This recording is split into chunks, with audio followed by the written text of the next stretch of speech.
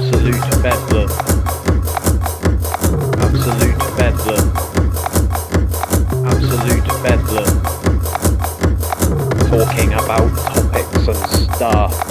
Absolute Bedlam. Absolute Bedlam. Absolute Bedlam podcast. Who? What? Where? Why? It's just going to be absolute bedlam now. There we go. Nestled deep within the heart of Yorkshire lies a rum so smooth that once it passes your lips, you'll never look back again. Combining the smooth tones of sweet fresh ginger, rich treacle and a lick of Yorkshire honey, Absolute Bedlam are proud to be partnered with the true Angel of the North. Two Lasses Spirits. Use code BedlamUK at checkout. Good evening and welcome to Absolute Bedlam podcast. Second one this week. Me and John have just done a hot sauce review for Grim Reaper Foods, which is why, if you're watching this on YouTube, I look a little bit agitated.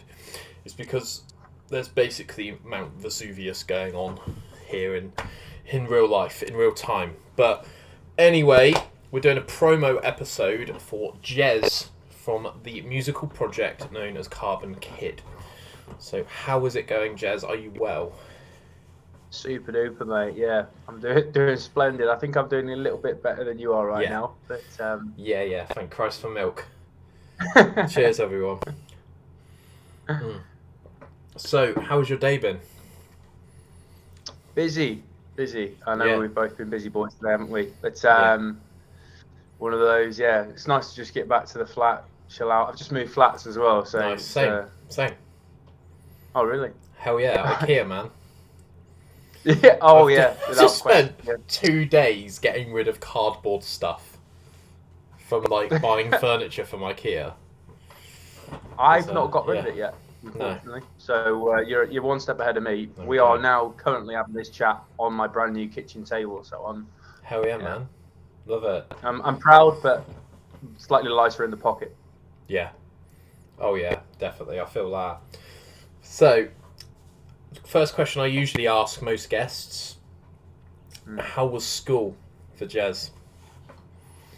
As in today? I mean, I'm just a little bit too old for it now, but yeah. How was school? Was fun. Yeah. School was fun when I was a kid. It was turbulent to say the least, but I moved around a lot. Moved a lot of schools, and I guess that. Led me pretty much all around the country. Had a good experience as a kid, and it was really varied. That was a really broad question, and for a person like me who's moved around a lot, it's quite a tricky one to answer. But dig away if you want to dig away. That's all right. I find you can tell a lot about someone based on their school life and how they adapt in terms of were they with the emos, the goths, the cool kids, the sporty kids. So what sort of clique were you in? Yeah, so I wasn't. I guess I cut the line. So my old man was also a fellow Garbett, by the way. Nice. Was heavily in sports. So was my mother. My mother was really successful as a deaf hockey player. Unique thing to hear on a Tuesday night. But so I was thoroughly in sports. So I would kind of hang around with the kind of probably call them the chavvy kids at the time. More sports orientated guys, and then at the same time I was in love with rock music. I had two stepbrothers who would wouldn't let me listen to anything but Linkin Park at the time. So, great choice. But so I found myself cutting the line between different friends groups, and having always been in different schools every 2 years, I was never part of the crew. I think for me, I used to consider myself a bit of a lone wolf, but it's probably in review, it's probably more of a black sheep, to be fair. So I to be fair, I've always enjoyed doing my own thing anyway. But that kind of mentality has kind of stayed true. I always stay connected with everyone. I'm not divided by the types of people. I just get on with everyone. That's just how it is. What was the naughtiest thing that you can remember doing at school? Oh, damn. It's a funny one, actually. So there's a kid who was a bit of an oddball, and he was a bit of a bully as well.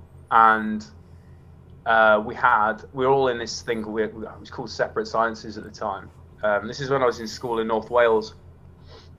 Another one of the mighty fine places I've lived. But yeah, it was in Mold Allen School in North Wales, in a place called Mold, which is a strange name, but not far from Chester. Yeah. And we are we were assigned, 3 or 4 of us were assigned to do like a little presentation on reproduction and like XY chromosomes and all this kind of stuff. And we just weren't intelligent enough to realize that there was far more to it than we thought. We were just like, reproduction, let's find loads of GIFs of animals doing things and overlap them. So it was, what was it called? Was it Pixar or something like that? I forgot what the name of the thing was, but we were just basically got loads of moving images and made loads of animals look like they were either like getting it off or getting it on. Well, like stop motion. And effectively, it was clip art. So it was clip art moving images, and we managed to put that into our PowerPoint presentation.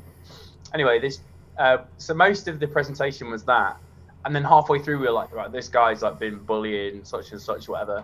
So we decided to have like almost like subliminal, like, when an image just flashes up, kind of like in Fight Club. When like random images flash up. We did that, and we're supposed to hit the space bar really quickly, and a photo of him in the middle of like doing something stupid that we found on one of his socials. We was like, bam, bam, it was supposed to be up and gone. And we did it, and then the screen froze, and the teacher saw it, and the whole class just burst out laughing. Pretty much almost got myself suspended. I've probably done naughtier things, but that's the one where I'm like, that's like something you'd probably see in a film or something. It was just so bizarre. Love that. But it didn't work out, and we got punished, so what can you do?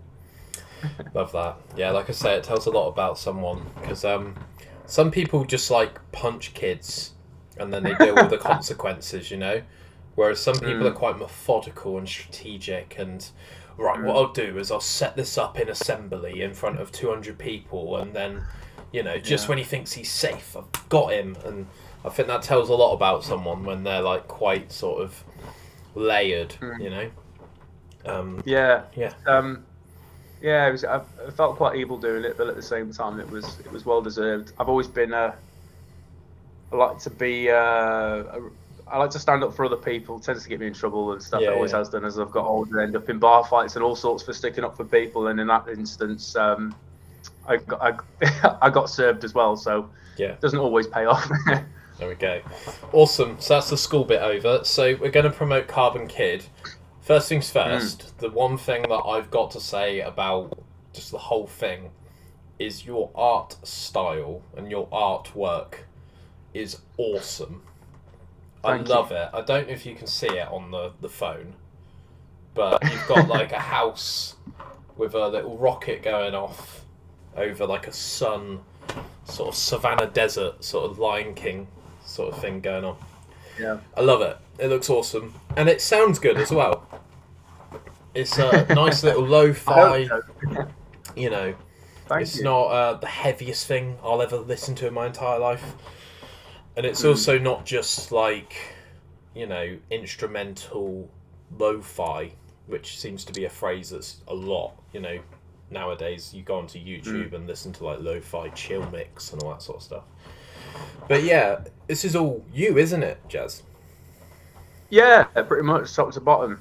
I appreciate the comments on the artwork because I'm not by any means a graphic designer, but that really it came together. I had quite a clear image in my head of what I wanted to deliver on that. So I just I've done a bit of logo design for people over the years, and it just felt like the right thing to do. I think sometimes I like to be involved in everything, literally everything, top to bottom. And if I can't necessarily deliver on something, I'll give a really good indication of what I want. And in that instance, I was like, maybe speaking to a few people, having a few conversations, and I just thought, you know what, at the end of the day, with all due respect, I think I might be able to deliver this clearer to my own division. You know what it looks like in your head, so it's easier to get to, I guess. Takes a great deal of time and determination, particularly when, foremost I'm a musician, so it's I mean, there are creative overlaps, but it wasn't going to be what I wanted it to be unless I did it. By the way, if you pay attention to the artwork, it doesn't actually make sense. It looks good, but I know it doesn't make sense because yeah, you have to really look at it. Like the stars and the sun and everything overlaps in a way that doesn't actually physically make any sense. But you don't notice it until I've ruined the concept for everybody now. So I've noticed there's no windows on the house, but. Yeah, you might good. want to read into that. Let's just leave the self-deprecation to me, all right? Because I'm pretty good at it, and it's all yours. I do struggle with taking a compliment, so I'm right there with you. So. But yeah, dude, the best thing you can do. Sorry to cut you off, but the best thing with a compliment, if anyone's listening to this, just roll with it. The amount of fun you can have. I used to be exactly the same. Anyone compliment me, I would curl up into a ball inside and feel so crap and not really know how to respond. But if you just roll with it and be like, yeah, damn straight, this looks good, then everyone laughs and you feel better for it. Who cares? Something that made me DM Gary V a couple of months ago, obviously he's not going to read it, let's be completely honest, is, there I go again, see, self-deprecating, nice. He is very neutral. So if people compliment him, he'll go, thanks, man, I appreciate that. Or if people say, I hate your videos, you're a complete narcissist, and you're asking people to sell everything in their loft for £7, you're obviously mentally ill. He'll go, thanks, man, I appreciate that. So he'll just respond to everything in such a way that it's almost like he kind of like just throws it off his shoulder, So stays in his own lane, he's content. Yeah, he knows what he's doing. He's done a good job. Anyway, he'll come on next week, guys. Don't worry about that. So, come over to my house. The single, what's it about? How did you come up with the idea for it? And what instruments did you play on it? Nice. Really well structured that. But now I've got to remember what questions you've asked. Yeah, I mean, it was... we're in the lockdown. It was the first lockdown where we were all like, Jesus Christ, what's going to happen next? Are the army coming out? It was that point in time we were like, what the hell is going on? I lived in Nottingham at the time, so there was a lot of going off in Leicester, so we really weren't sure what was going on, because I know there was some law enforcement going on. So crazy time, and I just decided to attune myself to what I feel like I do best. I remember my partner being asleep upstairs, and she was in a project, and I was basically trying to write a song for them. I felt that they had real potential, but they weren't getting what they should have been doing out of their writing sessions. It was very disjointed. I'm a control freak, so I knew that I would be able to get a good concept of what I wanted over, and could probably help them get through a more refined process. That sounds really... I'm so analytical, and sorry. I've got loads of structure, so and I'm quite confident in my work, so I felt that I was just determined to give them something that could work. And I remember them not really buying into it, and I was like, well, I feel that this project, what I've done here is something that's not what I would normally do. It's a representation of something I quite enjoyed doing. And then the lyrical content was, I'd written it for my partner, and all I had to do was kind of rephrase it for it to fit me, and then made tweaks and here and there, and it just became, effectively a love song that I've written on somebody else's behalf, but then ended up having its own meaning to me. And it's a song about kind of meeting somebody new and going through the exciting experiences. And I was talking about our experiences in our relationship, and but they're fairly relevant to a lot of experiences. It's like modern dating 101, really. And yeah, man, it was divergent. And like you said before, it's not the heaviest thing you've ever done. I've been in metal bands and I've done hip hop and stuff in the past. And there are some elements that come through, particularly from the hip hop, with the lo-fi elements to things that are they bleed into this track. But it wasn't what I was used to doing. But the thrill that I got from working on that track, and I loved it. But yeah, so there was that process. I basically played all the instruments. top to bottom again. I worked with my friend Tim Bond down at Bookmatch Studios in Cambridge, who is a phenomenally lovely bloke. Really, really nice guy. We've known each other for over 10 years. Lovely studio setup he's got down in Cambridge next to some amazing meadows. You literally can't find a more tranquil place to go and record. The summery vibes just seem to be there throughout, whether it was through the recording process, the writing.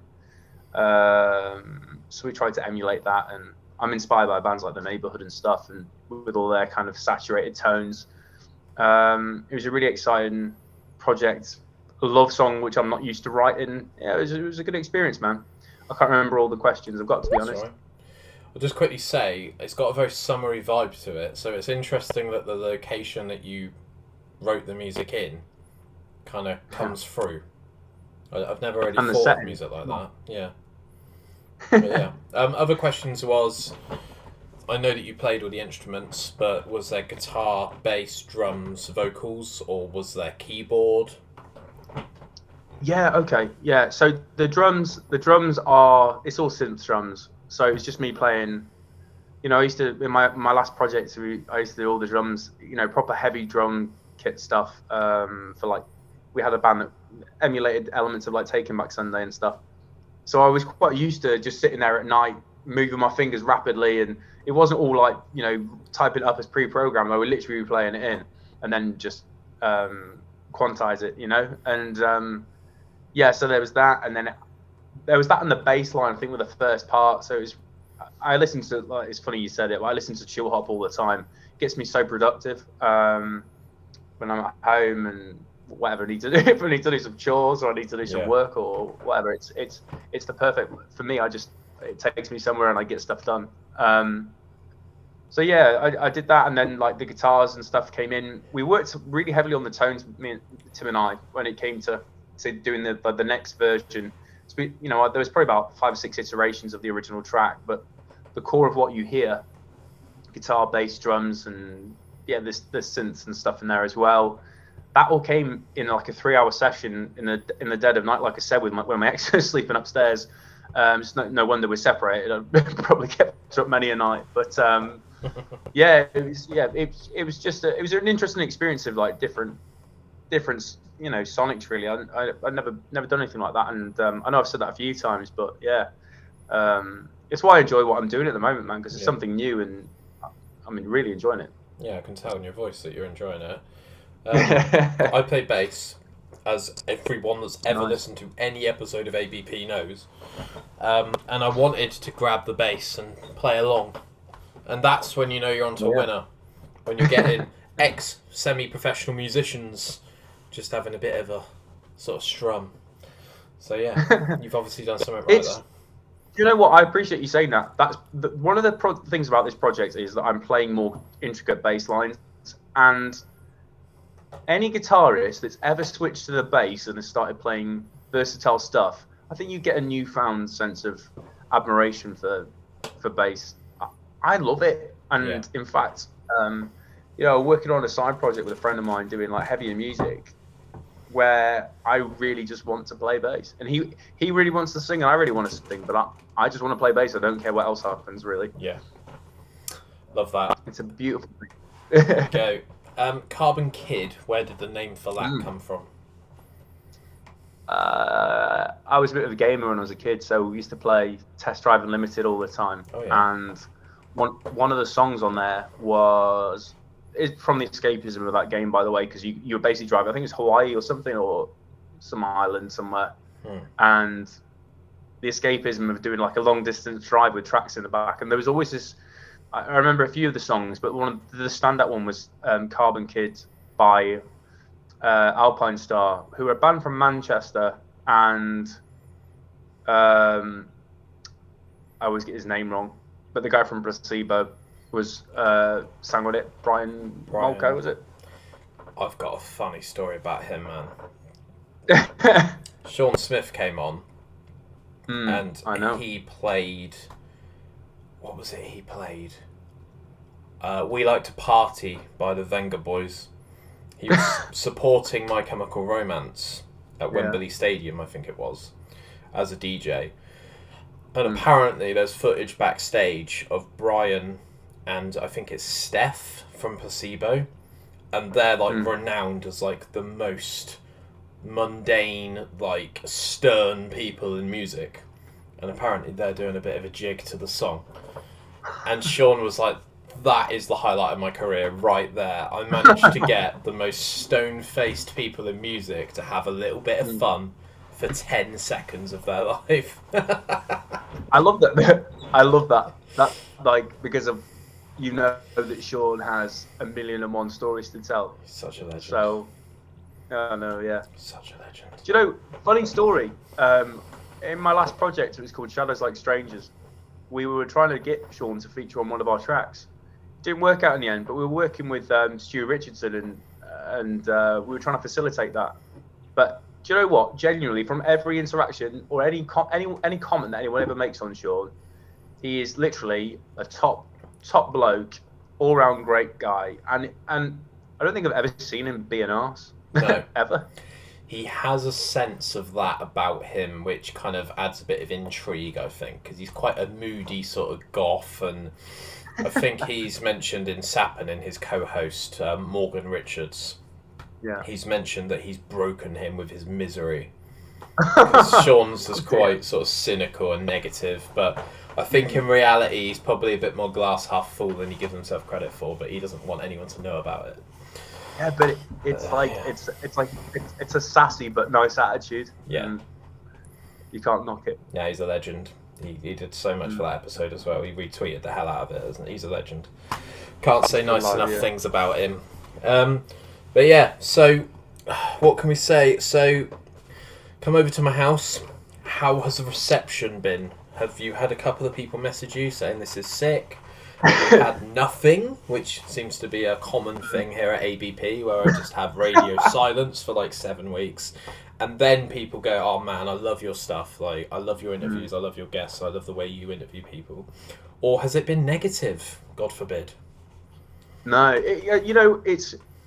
I appreciate you walk a tough line there, really, don't you? Because I think it's exactly the same for podcasts, really, because at the end of the day, we're looking for listeners. We're looking for people to resonate with what we do.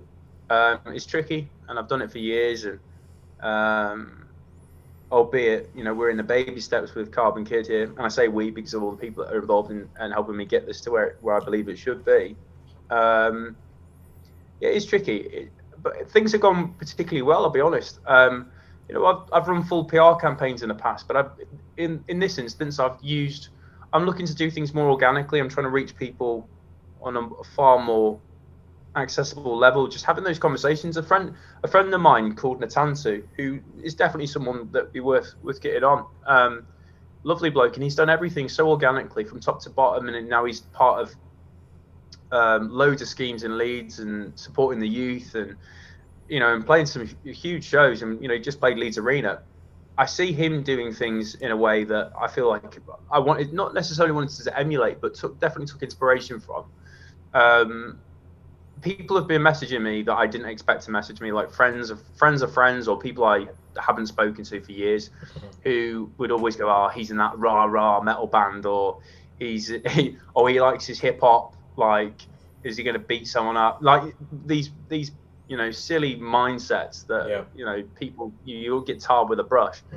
And yeah, I'm getting these messages, and it fills me with a great deal of confidence. I'm not going to say that I live for that, but it makes you feel nice, and the response has been good. And you know, I've been invited to several podcasts, and lucky enough to be speaking with you, and you know, I feel like it's going well, and it's definitely a nice reward for putting in a lot of work, because it's been like 3 years since we started on the project in the first place. I think it nudges you in the right direction, but when all you're looking for online is validation, there's a lot of people out there, man, trying to do what you're doing, and there's a lot of people out there that are just producing dog shit, and they're looking for validation even though the content's bad. So yeah, as long as ultimately, like, earlier I was listening to Joe Rogan and CoffeeZilla, who's a scam person trying to find out who the scammers are online, and he runs a YouTube channel, and obviously he's doing alright if he's on Joe Rogan, because that's like the most promo you could ever get in 1 hour, really. And he was saying, I love doing my videos, but essentially I do my videos for me, and if people enjoy them, then that's great. And I think Mastodon have said in a lot of interviews that they write for themselves, and if people come to their shows and buy their albums, that's fantastic. But primarily, they do stuff for themselves, and if people like it, fair enough. So what do you think about that? Is that kind of similar to you? Yeah, look, I know I've alluded to a lot of different things that I've done, but you get to that point. I think we've got access to so many things these days that everyone tries to hand at different stuff. And through my exploration through hip hop, I actually met a load of people that were very like-minded. And the whole point of what we were doing at the time, and it's a core element of hip hop, is staying true to things and trying to think of the right way to put it, I guess. But you put the project first always. I feel like you have to stay true to the art, deliver what you want. If you've got a clear concept in your head, stick to that. And if people buy it, they buy it. If they don't, they don't. And I guess it's just, I don't tailor my music to what people want, but when I hear a reaction, I know how far something can go. Yeah. I've been in so many projects since I was young, and you eventually know that I held on to projects for too long at times, and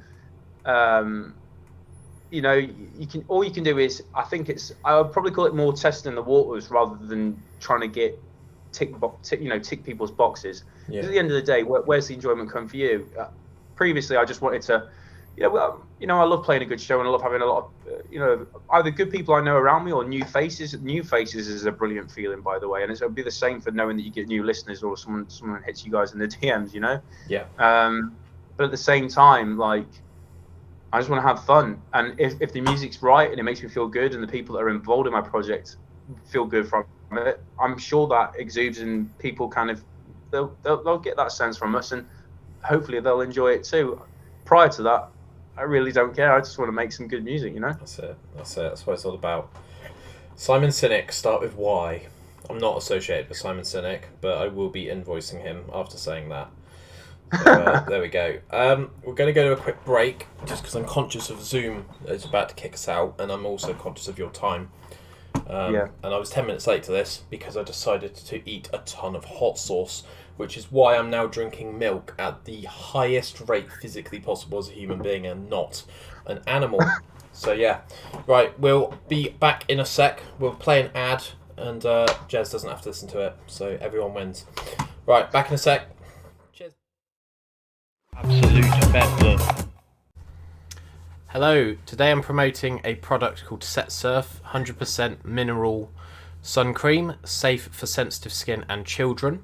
So we've got some products here. So we've got SPF 20 lip balm, mineral sunscreen, SPF 50 and water resistant sun cream, and my favourite, rash cream.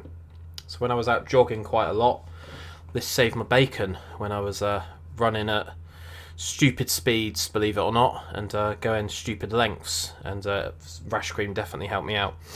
So yeah, reef safe, coral safe, www.setsurf.com, shop the range, use the code Bedlam20 for 20% off at checkout. Let them know that I've sent you, and yeah, enjoy. Absolute Bedlam. And we're back. So OBS is recording, that's always good.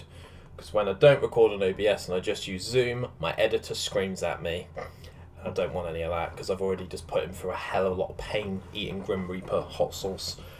So yeah, do the knee slap and we're back in the room. So, I've got a question which is a bit of a sort of beard scratcher, a bit of a thinker.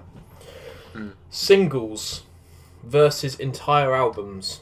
So I'm hearing a lot at the moment through the grapevine of bands now just dropping singles rather than entire albums, because apparently people listen to 7 tracks out of 10 on an album and then they move on to the next thing. And I think that's perpetuated by this Spotify, everything's fresh for 5 seconds life that we live. So what do you think about that? Are you happy to drop the singles now and then, or are you going to drop a Carbon Kid album at some point in the future? I mean, we'll see.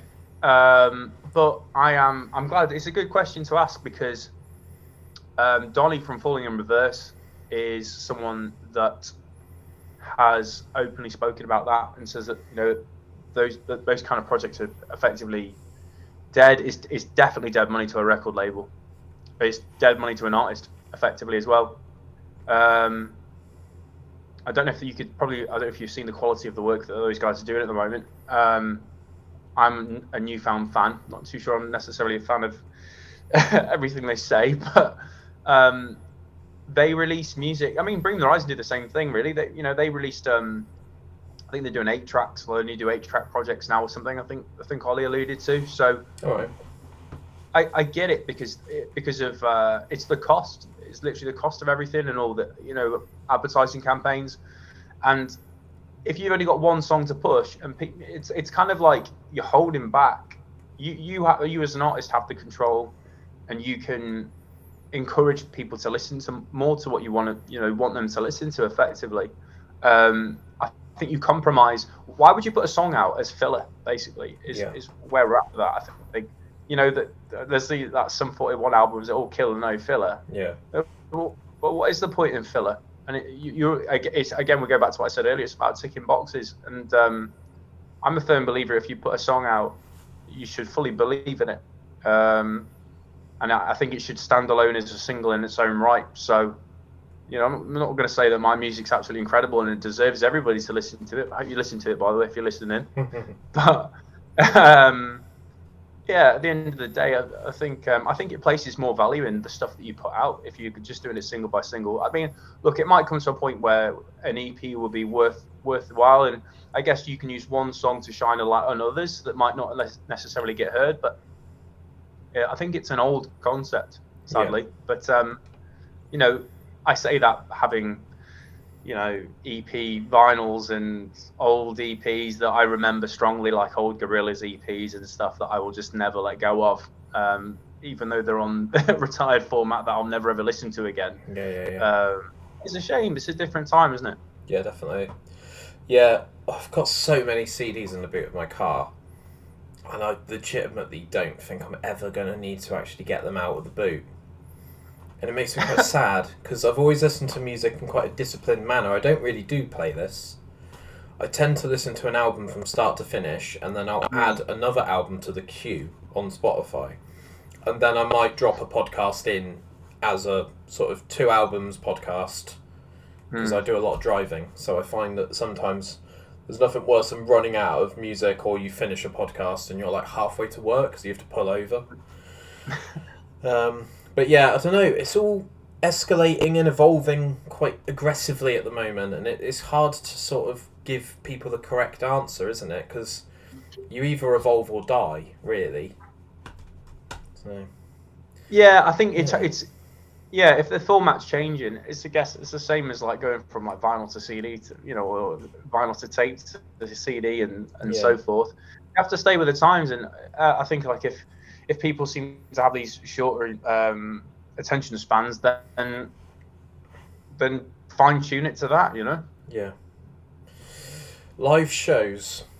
So, as a one-man band, what's your sort of plan / idea behind doing that? I mean, Carbon Kid was never intentionally going to be a band. Not a band, sorry. So it was never intentionally going to be a solo project. But it took a new vein, really. So I was working on it with Paul, who I was in my last band, Shadows Like Strangers, with, and James Hughes, who was also a long-time collaborator, old school friend from Wales. And the intention was to do something unique, and which we have done eventually. But we all have exceptionally busy day jobs, and I'm not going to pretend that I live this like amazing rock star life. I bust a gut every day to put food on the table and have enough money to spend on invested on what I do for a living. So it was tricky. We couldn't find the time to work together all the time, albeit remotely. It can be so difficult. So what I can say is a positive that came from that was I would go for them for direction, but then we've retained this working relationship where, and I have with a lot of people I've worked with in the past who would literally at the drop of a hat come up and support me, and we'll rehearse for a couple of weeks before doing a small tour or shows. And ideally, I think we're going to look at doing some shows either in summer or to the back end of this year. And a really good friend of mine, Ash Emmons, he played in my last project too. He used to drive from Southend to Nottingham to come and play in all our shows. Just I've got some really great, creative and committed people. Yeah. So I've no fear. Don't worry, I'm not going to be one of those guys that's got a drum strapped to my back and smashing the tambourines whilst I'm playing guitar at the same time. That's not my game. But I wish it was. Nice. One day. There's a lot of buskers in Weymouth, and there's a few like that. But there's also people that just straight up can't sing, and I don't think anyone's ever told them. So they just think that, going into the streets, don't be silly. I'm talking about these people that never got a break, and they're like sort of 60, 70 years old, and I just kind of want to go up to them and be like, look, you need to go home because it's not working out, guys. And you see their like suitcase or their guitar case, when they throw pennies in, and it's got like £5 in it, and I'm just like, it's literally not even worth doing. You can't. You know what? I will say I'll stick up for them to some extent. You can't knock the hustle. And to be fair, there's been many a time where I've had to ask friends. I've taken friends aside and said, look, listen, I see person A doing X, Y, and Z, and it's not working out. Please, please, please, if I am that person in your perspective, please tell me so that I don't waste energy or embarrass myself or whatever. And I've had so many times where I've got to that point. Am I really that bad, fortunately, I don't know. Maybe not. Fortunately, who knows? But they've always said, no, you're good at what you do. Keep enjoying yourself. Yeah. But I've always that's a genuine fear. I'm sure you need to ask more people, but it's a genuine fear of like being washed up, which is good pun there. But I don't ever want to be that washed up guy on the pier. Being out of tune and trying to get £5. Yeah, completely.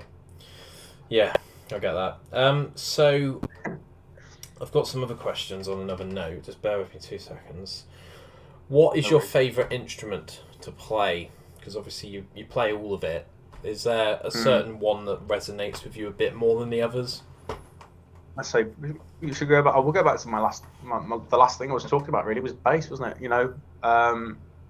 When bass is funky, and if you use bass to its full advantages, it's an absolute game changer. But I love it. I absolutely love playing bass. I never thought I would. Yeah. I borrowed a bass off like my stepbrother, and it just changed the game, and it changed how I wrote music. I love it, man. I wish I could play drums. I'm sick of playing it on my fingers, on a keyboard. Oh, my steering wheel and desks. Yeah. Anything that's a loose part that sounds good when you smack it against something else. Yeah. But bass, man, 100% bass. Nice. Favorite animal and favorite animal noise. Ooh, well, my favorite animal. I've got two animals that I would probably consider they're really weird, but I've got like the red-breasted robin just seems to turn up whenever I'm in a really bad spot. All right. And bizarre, but it seems to fill me with hope. And I'm not a very, superstitious kind of guy and stuff, but I believe in patterns to some extent, and I feel that they just seem to turn. I remember one time I was leaving home from my parents' place after having gone through the runner basically. Had probably one of the toughest times in my life, and come back from a really dark place. And the day that I was moving out from the house, there was 3 red-breasted robins in the hedge outside my bedroom window. You never see more than one usually. So, good answer, right? And in terms of noise, probably an eagle. I love the sound of that screeching sound of a gold eagle echoing in a valley in like in a western or something. Yeah, going through the Grand Canyon or something. Yeah. Yeah, man. Awesome. You mentioned video games earlier.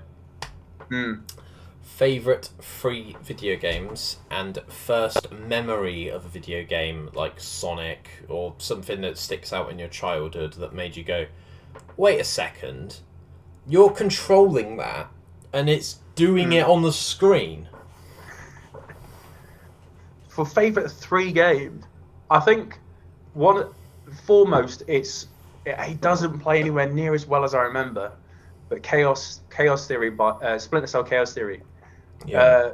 It was I think it was the first time that it was like a dynamic soundtrack in a game. A guy called Amon Tobin wrote it, and it's just an incredible piece of art to listen to if anyone gets a chance to listen to it, and you certainly should.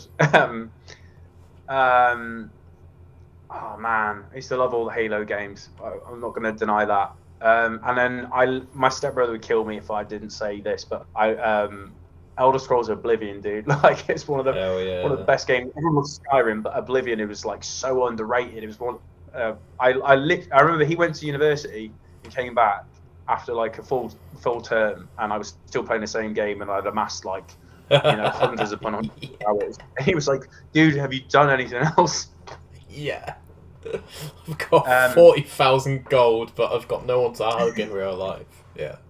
I know the feeling. Yeah, joined every guild under the sun and found I remember, I think I found like 90% of all map locations as well. And he's like, "What have you been doing?" Fuck me. This is what I've been doing. Yeah. This. Yeah, look at my tasty achievements. Yeah. And what else? What you saying? What the one game that stands out to me most? Yeah, first memory. I can't. My first memory is actually, I don't know if it's called Shinobi. It was a 2D side scroll on my friend's Sega. Oh God, is that a ninja Mega game? Drive? Yeah, it was a ninja game, and you would like throw shuriken and stuff like that. It was such a cool game. But then there's a game called Soul Reaver that I had on my Dreamcast, and it literally. Yeah. I really wanted to say Shenmue, but Soul Reaver was just such a cool game, man. I loved it. My editor's got a Dreamcast right here, and I remember seeing Soul Reaver yesterday because I was going off with Dan Pike, who's an author that we recorded with yesterday in person, and he came into John's bedroom, which is where we record, and he went, "What the fuck? You've got a Dreamcast?" And there we go. That's pretty gangster. He's there. I can't grab him because obviously it's plugged in. I'm so jealous. I wish I was there, actually. Yeah. Well, if you want to donate to the cause, then I could potentially get this Dreamcast out of the bedroom without John knowing. Because I don't think he plays it. But he's going to listen back to this because he's my editor and he's going to be like, "What the fuck? Giving my shit away." But yeah, it's all good. What else have I got? So, favourite children's TV show? Oh, man. I remember the Play Days distinctly. Yeah. But probably Captain Scarlet. Hard agree. Indestructible. The Mr. Arms of the fucking green hula hoops. Yeah. Good times. Wow. I loved Thunderbirds. Loved Thunderbirds so much. Yeah, Captain Scarlet was good. But Thunderbirds was just on another plane of existence. There we go. It was next level. It was so cool, man. The attention to detail was unparalleled even now, really. I remember like the intro to Thunderbirds was just this like massive explosions. I was like, right, let's go Thunderbird 4, standing by. Yeah, really hype me up. Hell yeah. They don't make them the same anymore, do they? They really don't. Speaking of Play Days and Play Bus, I have actually DM'd Dave Benson Phillips to come on here. So watch this space. Maybe. Absolute bedlam. Tour life's hard though, man. Like, I never actually went on tour, but I can't imagine like all of the bands that came into my hometown, and everyone's allowed an off night, and seeing Funeral for a Friend moan about their Starbucks not being almond milk. Do you know what I mean? Little things build up, And you're Dude, it's not easy. You're human. You know what? I've only done one tour with a metal band I was in back in the day. We were fortunate enough to play with, in the same tour we played with Marmozets and We Are the Ocean. We had a great time. And those are the peaks. But then we vouched really hard for ourselves and always got sweet deals, and we're always looked after by. We went the extra mile to be nice to the people that were looking after us, and we had really good experiences. But sleeping on floors, we had like all band members wedged into like a Citroen C2 at one point. Yeah. It's a hard life. My friend James is a successful touring sound engineer and tour manager, and these situations he finds himself in, it pays off. He has some amazing experiences, but he doesn't have to put himself in some he's sleeping on hard floors, or they've got no money for food for a couple of days, or they've got 12-hour drives where you can't talk to anyone but the bus driver. It's not the amazing life that people make it out to be sometimes, Sometimes a UK tour is literally just a list of all of the service stations in the UK. And you end up just going to Wetherspoons and McDonald's.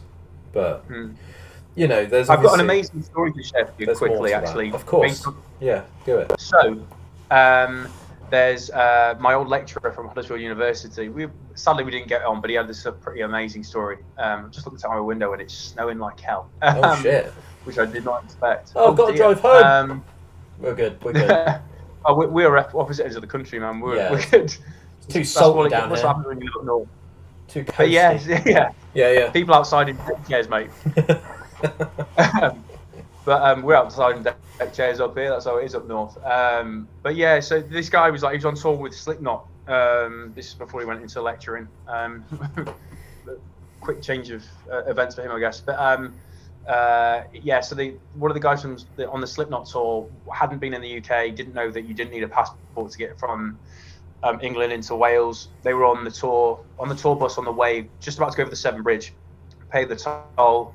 I think it was the service station before. Someone said, "Have you got your passport?" Just joking around. And he was like, "No, dude. Like, I can't do an American accent." He was like, "No, dude. What's going on? Like, what do I do?" So they put him in the back of like this back of the stage, some kind of setup, some box or something. I think it was one of like an amp box or whatever. They put him in that. Put him in the back of the van, and then when they got over to the other side, I think they got to they were not far from Cardiff or something. So they've been in for ages. They unlocked the van and then they tapped on the door like they said they would. And then someone's got video footage of him just absolutely legging it across the car park, like thinking he was going to get hunted down by like police or dogs or something. Amazing. So funny. Amazing. Yeah. Love a good stowaway story. I've heard something crazy about ferries. There's bands that have been on tour, places like the Isle of Wight and stuff, and they've had to get on a ferry to do it. Apparently, I don't know if this is still true, the police and customs can completely break down your car to its bare components to see if you've got any contraband, and then they can just drive off. And they'll be like, wow. Yeah, nothing found, no, everything's good, cheers guys. You think can you rebuild my car for me, please? You didn't find anything. That's crazy, but yeah. I love the fact that they're looking for contraband, and it's a fantastic play on words. Yeah. There we go. Love it. So, got some quick fire questions. Yeah. Just say the first thing that comes into your head. Oh, wow. Try and give yourself sort of 10 seconds on each one, because otherwise these can very quickly become their own episode. Is a Kinder Egg a toy or a deliciously chocolate treat with a bonus of a toy inside of it? Gonna go for the latter, 100%. Baby. Oh, I need that chocolate. It tastes so good. It's all good. Baby belt or cheese string? Oh my god, what are you doing to me? See what I mean? Cheese string. Just got in there. I love it. Camping in a tent or a static caravan for 1 week? Tent. Hardcore. Living in a city or living in the countryside? Oh man, I'm halfway between two. Countryside's amazing. Good for the soul. Watch Clarkson's Farm, by the way, guys. It's fucking fantastic. It's incredible. Not sponsored. Chocolate or sweets? Chocolate. Bath or shower? Always a shower, to be fair, but I damn miss a bath. Mornings or evenings? Mornings. Get your day off to a First person that agrees with me. Mornings are the fucking one. All of these basic bitches saying evenings. You're wrong. Mornings, get up, go, do your stuff, go home, relax afterwards. Mate, honestly, get out on a run in the morning. Your day goes 10 times better and 10 times quicker. Hell yeah. Love it. Mint choc chip or chocolate orange? Mint choc chip, easy. Have you got any minor inconveniences you want to get off your chest? Is there anything that's currently bothering you, Jezz, and you just need to have a bit of a fucking moan about it? Do you know what? No, not at all. Life is life. If I have something to moan about, someone will have something 10 times worse to moan about. So why air it when we've all got our own crap to deal with, you know? Fair enough. Crap answer. Fair enough. It's fair. Well, I think the last couple of guests I've had on have absolutely made up for that, and they have gone absolutely mental when I've asked them what their minor inconvenience is. So we'll have a bit of a lull this week. We'll have a bit of a lull. My last one was my shower head moves on its own accord, and it's quite frustrating because I just want a stream of water. That's all I want in life is just to get I'll tell you wet, what. you know? Oh, here we go. Here we go. I moved into a lovely new flat. I'm very, very content. Yeah. God damn, is it cold? And I moved in the coldest, most snowy week that we've had in years. Yeah. And it's, again, proving that point, it's snowing. And it's probably going to cost me a fortune in energy bills. Is that good enough? That's perfect. You had me at no. So anything other than that is fantastic. It's all content. You know what? You're not the first person to say that. There we go. First ever phone and first ever ringtone. Oh damn. It wasn't a Nokia 3210. I was quite late. I didn't get a phone until I was 16, but it was like some upgraded version of the classic, and less brick-like though, of course. So obviously less impressive. I don't remember my first ringtone, but I can guarantee it was crap. Yeah. Oh yeah, Sorry. definitely. Jamster, wasn't it? Was that one of the things? You could buy a ringtone of Jamster or something. No, It's like no, Crazy Frog or some shit. No, I was, way before that. We were talking, we're not even talking polyphonic, we were talking monophonic, whatever it's called. Yeah, It was horrendous. Made a beeping noise and you knew something was going on. I bought my first ever phone because it had Snake on it. That's all that mattered to me. And I had to get reminded about this. My mum mentioned this a couple of weeks ago, that I would turn my phone off if I wasn't using it. Not realising that people might call me. You might get on exceptionally well with you would have got exceptionally well with my stepmother. But I guess now you just, you can't live without it. Everything's on it. You need it. So bad. I think back in the day it was quite easy to just cut off for a bit, wasn't it? So bad. There's nothing that pisses me off more than knowing that I have to go on my phone for basically everything I do now.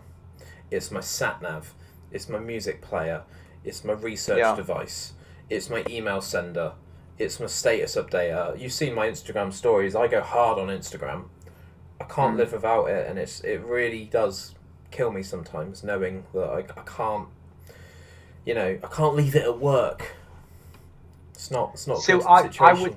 I would say, much the same really. The worst thing is when you're on an app and you close the app and then you find yourself on the app like 30 seconds later and you don't realise what you've just done. Yeah. Painful. Completely. Or you specifically go on your phone for one thing, someone messages you, and you end up dealing with that message and forgetting why you picked your phone up in the first place. Yes. Yeah, all the time, dude. Anyway, let's get off this because it's negative and we don't like that. Apparently, according to, Mr. Showerhead over here. Favourite choice of fast food? Oh, wow. Okay, that's tricky. So I'm vegetarian, so that makes it very difficult. But I had chicken wrap yesterday from an amazing place what are they called? Man, I've got a pit stop. It's called, or Pitta Stop. Nice. Incredible food. I love halloumi, man. So halloumi wraps all over this. Yeah, but I'm gonna just say that. There we go. That's on the rider. When you play your live shows. Halloumi. All of the halloumi. That's all I want. Halloumi and booze. Let's go. 2 more questions, and I'm going to leave you to it because we're both busy people operating within the similar circles of life. How do you want to be remembered? Do you know what? This is a really weird thing to think about, but the amount of times I've thought about if I could have that overview of my funeral, I would love to know that they play one of my songs. If my funeral happened and I was looking down at it and my song wasn't playing, I'd be like, I'm not going to pay attention. Obviously it's a very unique circumstance that probably won't happen. It's not like I'm in the Ghost movie or something, but yeah, that would be bitterly disappointing. I'd love to be remembered for my music, but I would like to be foremost remembered for being supportive, because that has been paramount to my ethos over the last maybe 10 years. Changed my mindset at about 24. So yeah, 9 years. Yeah, man, got to be good to other people. Give out some good energy. Pay it forward. You reap what you sow. So what you put out into the world will come back at you. Can you be my solicitor moving forward? Because it sounds way better out of your mouth than mine. Absolute Bedlam. Plans for the future. What does the next 6 months look like for Jezz? Well, for Carbon Kid foremost, it's looking good. I'm in the studio next week with Tim. We're looking at releasing a follow-up single. There's a lot more we can do with Come Over to My House. So yeah, let's see. But shows at the end of, I think at the end of 6 months, so be maybe 4 to 6 months away. We're doing some shows. I've been invited to play a few venues already. So nice. Yeah, we'll see what happens, man. It's an exciting time. We'll just see where the wind takes us. I don't like doing this because I call it a podcast promise, but I like you. I like what you're about. I like the music. If you come anywhere near Bournemouth or Southampton, I will try everything in my power, as long as I've got a bit of notice, because I do have a kid at the weekends. He's called Casper. I don't know why I said that, like he's just a kid that just shows up. Like, he's been on here, guys, Oh, it's you again. Yeah, it's him. He obviously can't come to gigs, but I will try my best to come down and have a little listen, if possible, within my affordability bracket. Yeah, I've got connections in Winchester and Southampton, and some of my clients are based in Poole. So look, it's going to have to happen at some point. So yeah, I'll definitely you're definitely on the guest list wherever I play. Hell yeah, there we go. We love it. We love it here. But yeah, anything else you want to promote? Any shout outs? What socials are you on? It's Carbon Kid UK on Twitter, which I barely use. So stick to Instagram. Find me on exactly the same handle. So Carbon Kid UK on Instagram. Responsive. Let's talk. Back me. Listen to my tunes. You can find my music on Apple Music and Spotify. All I ask is that you listen, see what you think, and leave some comments in my comment section, because that's what we thrive on these days. And tell a friend, guys. So powerful. Share it about. I told you. Listen to my solicitor. There we go. Solicitor Ben. It's got a ring to it. We can dream. There we go. Right, well, this has been a fantastic episode and a great conversation. And thank you for the music. Thank you for being so uplifting and putting up with someone that's just eaten a lot of hot sauce. So appreciate you. Thank you everyone for listening, watching, viewing and subscribing. Check out Jezz. He's worth it. And I'll speak to you all soon. Alright? Cheers, guys. Bye-bye. Absolute Bedlam. Shanty Spirit, based in Bournemouth, UK. Dorset Botanical Seaweed Vodka. So I met these at Bournemouth Air Show 2 years ago, and I wanted to get them on the podcast, which I've done in the previous episode, and I wanted to speak to them and promote their products because I think they're onto a winner. So this is vacuum distilled for fresher flavours. Lots and lots of different seaweeds go into this amazing vodka. Doesn't taste like the usual stuff that you get from the supermarkets. It's got a bit of a sort of story to it and a bit more of a twist. It's had some awards, and I'm hooking you guys up. If you go to www.shantyspirit.com and you type in the code Bedlam discount for either 20cl or 70cl bottles, then you'll get 10% off your purchase. Shanty Spirit, drink to enjoy, drink responsibly. Absolute Bedlam.